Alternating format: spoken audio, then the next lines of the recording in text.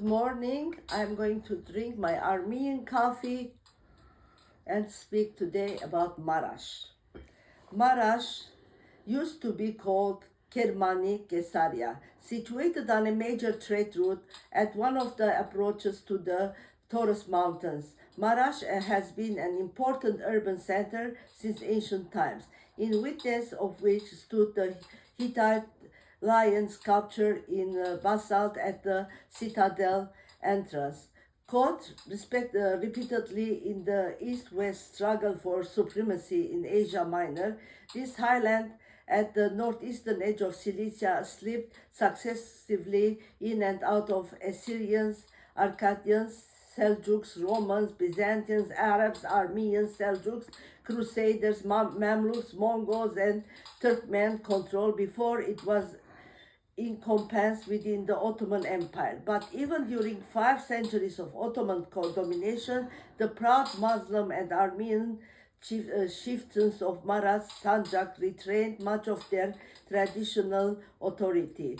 Although Marash lay outside historic Greater Armenia and was peripheral to Cilician proper, where a medieval Armenian principality and kingdom had existed from the 11th through the 14th century. Armenian colonization of the district dated back to the beginning of the Christian era, and after the fall of the Bagratite kingdom of Greater Armenia in the 11th century and the resultant mass immigration towards Cilicia, the Armenian element prevailed in Marash until successive Turkic migration diminished the Armenian population to scarcely 1/3 of the total population. During the 19th century, the Armenians of Marash, like their compatriots the world over, passed through a profound cultural renaissance. American and European missionaries and educators helped to enhance Armenian self-awareness and prompted the National Apostolic Church to extend further its growing network of parochial schools. Marash itself became a primary missionary center with a highly literate and progressive citizenry. By the turn of the 20th century, no less than a third of the city's 30,000 Armenians had become adherents of the Protestant Evangelical Church or the Eastern Rite Catholic Church. Secret communication had already been established with the Muslim notables of Marash, and the road between Sis and Hajan had been rendered virtually impassable for Armenians. The flow into Cilicia was so heavy that, for example, only 500 of 23,000 refugees around Damascus still remained there in September.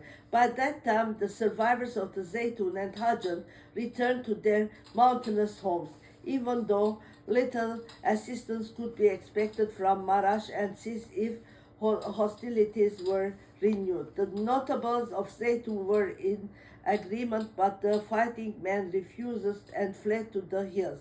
Eventually, 40 or 50 were persuaded to present themselves at the barracks, but they were not enrolled in the army, which was not surprising. In view of what had happened in Armenian soldiers elsewhere in Ottoman army, instead they were driven like cattle to Marash and jailed.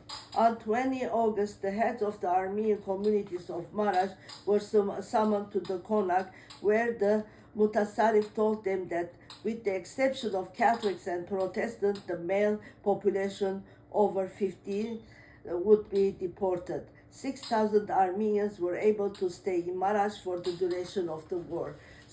But later the Catholics and Protestants were taken to exile too. Famous Armenians were American academics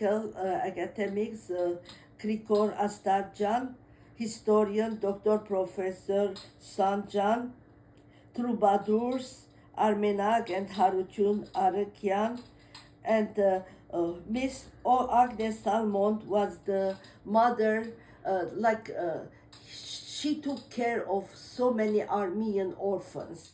Her name was Miss Agnes Salmond. So thank you so much, and have a wonderful Sunday. God bless you all. Bye.